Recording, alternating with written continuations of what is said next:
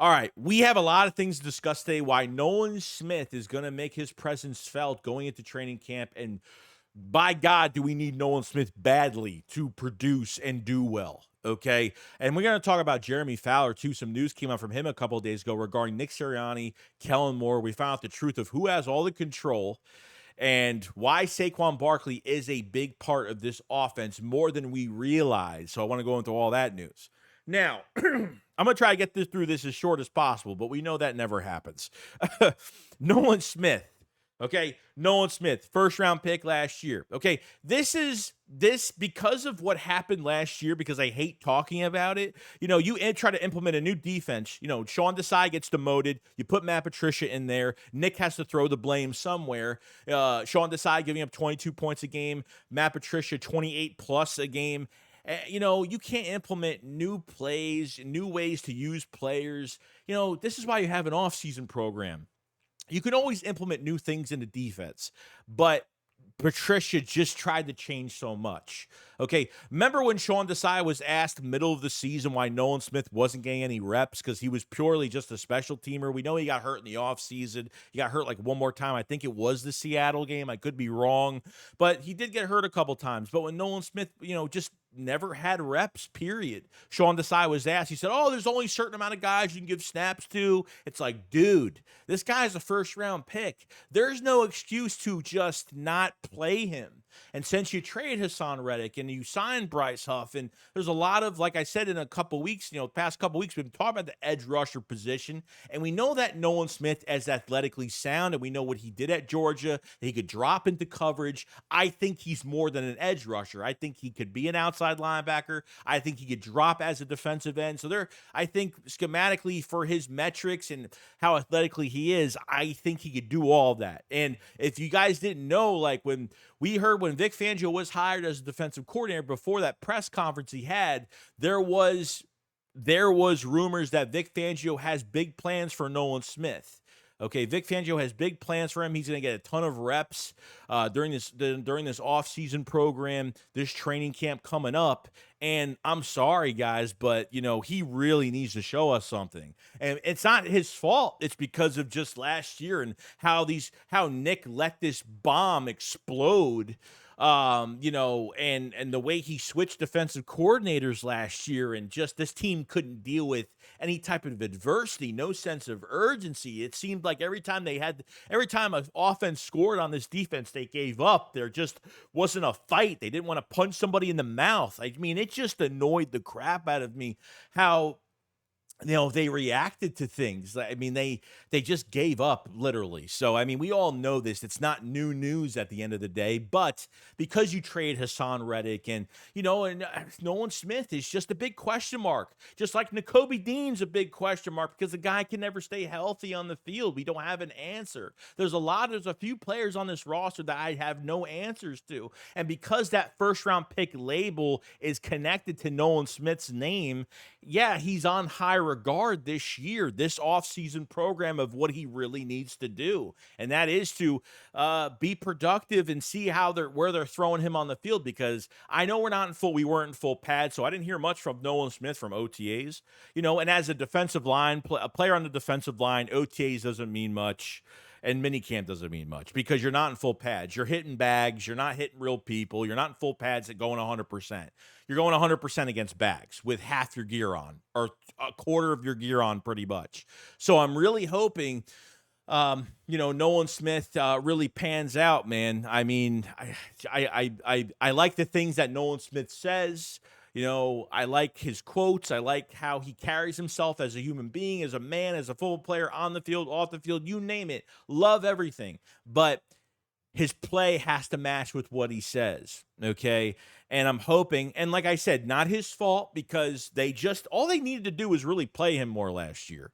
They barely, he had a crap ton of snaps at the end of the year, but when everything was burning and going down in flames, there was no scheme. There was no a certain way of how he was used. He had, a couple sacks last year. And they were just, he had one in Miami. I forgot he had another one, I think, somewhere. I could be wrong. It just wasn't enough. But Nolan Smith has been saying that he wants to make his presence felt during training camp. We've seen video of him and Kwity Paye actually working on technique, which I thought this was pretty cool, pretty awesome. I liked seeing that a lot. And Nolan Smith is always, trying to learn and get better. And that's what I'm hoping going forward. And it will make him a better football player by the time we hit training camp, and we'll see more from him. I'm sorry, guys, but this is it. Like, I feel like, yeah, I only know that this is Nolan Smith's second year in the league, which pretty much this is his first year, because I don't know what to take out of his first year as a player, to be honest with you. I don't have an answer for him as a player, what I really take out of it, because it was just last year was complete waste of time.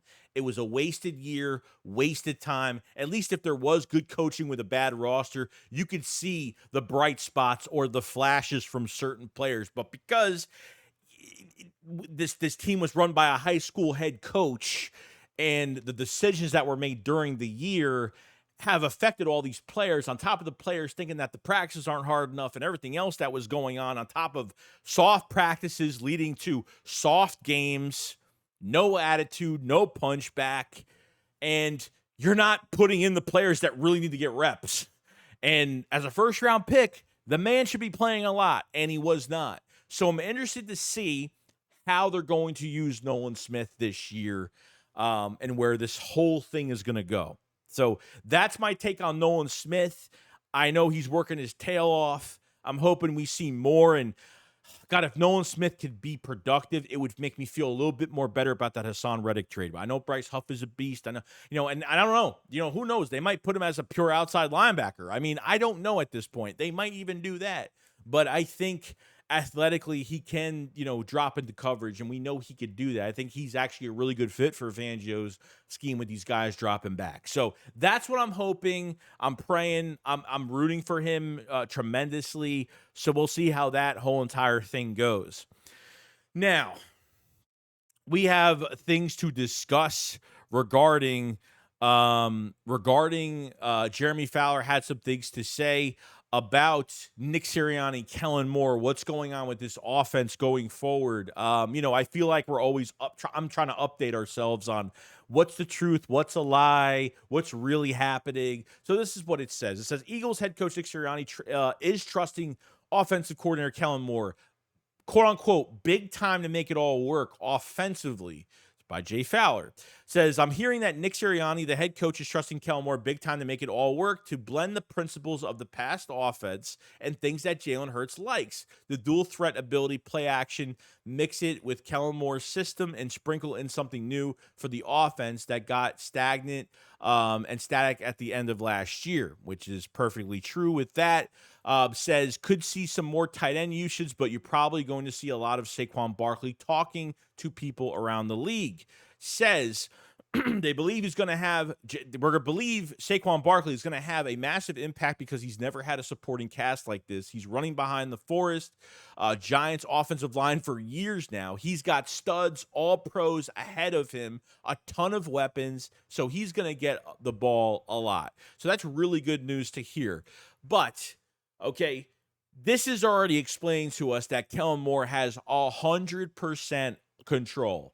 Doesn't matter. Look, he's getting feedback from Jalen Hurts what he liked to do last year, and there's nothing wrong with that. Out of that 10-play playbook we had last year, under Nick Sirianni's game plan and Brian Johnson carrying it out, to what degree, I don't know, but 95% of this offense is brand new, and it seems like 5% is going to be things from last year. The brotherly shove and maybe a few plays that Jalen Hurts wants to incorporate that he thought worked last year at times to bring forth the Kellen Moore to add that into this offense, and that's great.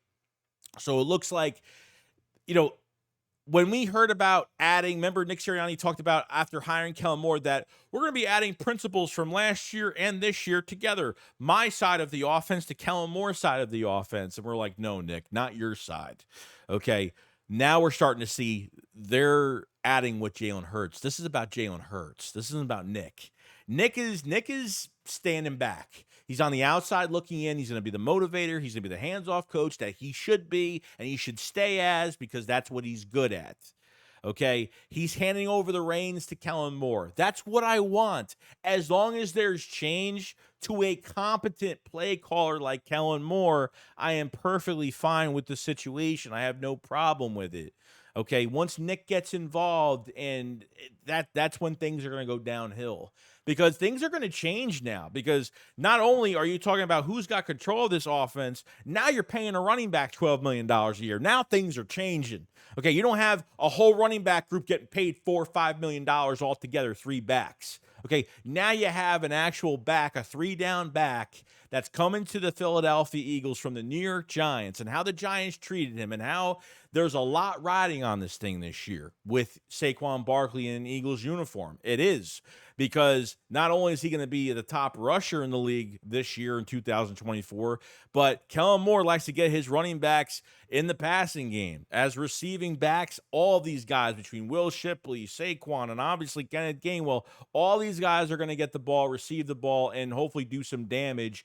And because of the weapons you have, Saquon Barkley just being in the backfield is going to put another guy in the box, which can create big plays for play action for A.J. Brown, Devontae Smith, and some of these other guys. Not only that, but you have a check down now where you check down the Saquon Barkley, because all these guys, Dallas Goedert, your receivers, all these guys are going to get so much attention. Jalen Hurts is going to get attention as well, that you're going to get these check down plays to Saquon Barkley, and most of the time it's going to be one-on-one Saquon Barkley versus a defender, and 9 out of 10 times he's going to make that first guy miss and really get those big chunk yards that we need, which I think is really good. So, from what Kellen Moore is going to be implementing within himself, it's got to be the best offense that we're going to see. I'm sorry, but on paper, this is the best roster offensively that Kellen Moore is ever going to be around. I'm sorry. You have 2 number 1 receivers. Dallas Goedert needs to stay healthy, and you have the offensive line. You're going to have the offensive line with that right guard spot shaping up in training camp. You have the quarterback. You have the running backs. I think the rotation is going to look nice. I'm excited for Will Shipley. Your wide receivers are off the charts. We got to find out wide receiver 3, what's going on there, who makes noise during training camp. So there's some really healthy competition going into training camp, but due to what's on paper right now, this should be a top 3 offense going into this season, 35 plus points. We're not going to be having these ugly wins every single game and patting ourselves on the back that we literally were 10 seconds to a millisecond close to losing a game because of another team's mistakes. We need to be dominant this year. This team needs to have dominating games this season, and it's up to Kellen Moore now. So if this is Nick's way of saying, okay, well, I'm going to take my hands off, give it to Kellen Moore, and if Kellen Moore fails, I'm taking the play call back, it can't look worse than what happened last year. Not using middle of the field, no crossers, no hot routes, subbing DeAndre Swift out and putting Gainwell in, and making your substitutions so... You made your substitutions... I can't even explain it, because it's just insane, or I'm just having a brain fart right now. Okay, every time the Eagles substitute players, because they've done it so much, you're making it so easy for the defense to know what we're running, and that's what was one of the biggest problems last year. The offense did not change what they were doing. Okay, after the 49ers game was crucial. Okay, you have to make adjustments. The Eagles never made adjustments to what defenses made adjustments every week. Every single game, okay? And the Eagles cover 0 blitz beat the Eagles all year. Cover 0 blitz, because no one ran. They never targeted somebody middle of the field. Receivers never ran middle of the field. Tight ends never ran middle of the field. That's the reason why. Most of the time, 9 out of 10 times, 10 out of 10 times, that's the reason we lose. Making Jalen Hurts raw to his right, raw to his left, and finding nobody, because these route combinations are as worse as this coaching. By the time Jalen Hurts tries to see somebody open, they're still running their damn routes. So when defenses adjusted to our offense, we didn't adjust back. And I think that was a huge problem, and it made us predictable. Substitutions predictable. Like I said, I couldn't get the words out right, but I'm just ranting about it at this point. So I'm okay with leaving it all up to Kellen Moore. At least it's not a mystery. Why was last year such a mystery on whose game plan was it? We thought Brian Johnson had control over everything, but it wasn't. So it's just, I don't get how Nick Sirianni wasn't even a play caller with the Colts. Frank Reich was. And then he got to the Eagles in 21 and called the plays and did the same thing that he did in 23 with the Eagles, barely running the football and just having a vanilla style offense that anybody can figure out. So Nick as a play caller, Nick has an offensive minded coach is done. He's done in Philadelphia with that. Anywhere else he could try, but he's done in Philadelphia with that. That's where I'm at with the whole situation. So at least if I know who's got all the control, I could say, great. If he succeeds, he succeeds. If he fails, then he fails. At least I know who it is. It's not like a mystery all year. We have to find out who's calling the plays, whose game plan is it, what's going. Then we have to find out mid-season like what the real truth is. It's the stupidest crap ever. Just tell me Kellen Moore has all the control, and it's going to be on him. If he fails, fire his ass. If they don't win a game this year, fire his ass. You know what I mean? Whatever the case may be. But that's where I'm at with the situation going forward. So, let me know what you guys think about the situation with Kellen Moore and Nick Sirianni. And finally, do you feel relieved that Kellen Moore is jointing what the Eagles did last year, but they're taking what Jalen Hurts did well last year from Hurts? Like, Kellen Moore is going to Jalen Hurts, and they're working on plays that Hurts does like, that does work. That's great. It's not Nick, it's Jalen. That's fine. And if that's what the real statement is, perfectly fine with it. You guys have fun, and let's just see a great season this year offensively. That's all. That's all I'm going to say. I think that's perfect. Originally, I thought it was Nick. Nick was getting involved in adding in things he wants to this offense this year with Kellen Moore. No. Kellen Moore is getting information from Jalen Hurts of what he did well, what he liked last year, and implementing all these things from last year. There's really not much to implement from last year. How much could Hurts put into, a couple things maybe? I can't see that much. I can't see 10 pages worth of plays that Jalen liked from last year. So we'll see what happens with that. And what do you guys think about Nolan Smith going into this season? And, is there a chance that he's going to make some noise? I'm hoping so. Really, at the end of the day, I think the 3 Georgia players are going to have a lot. Jordan Davis going to his 3rd year really needs to show up. Really does. And hopefully, great shape, looking good. Nakobe Dean needs to stay healthy and needs to do something.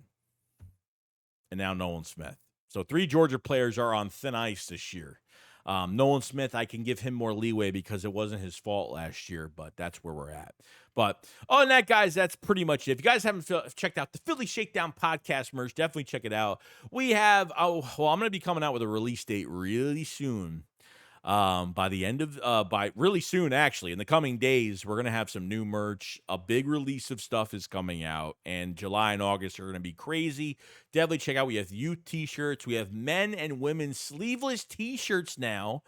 And we have, black, white, Kelly green colors, all that great stuff.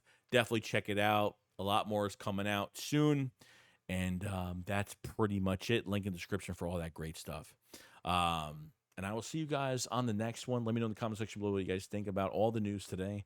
I'll see you guys. Shake it up. Follow slide. Peace out, guys. Peace.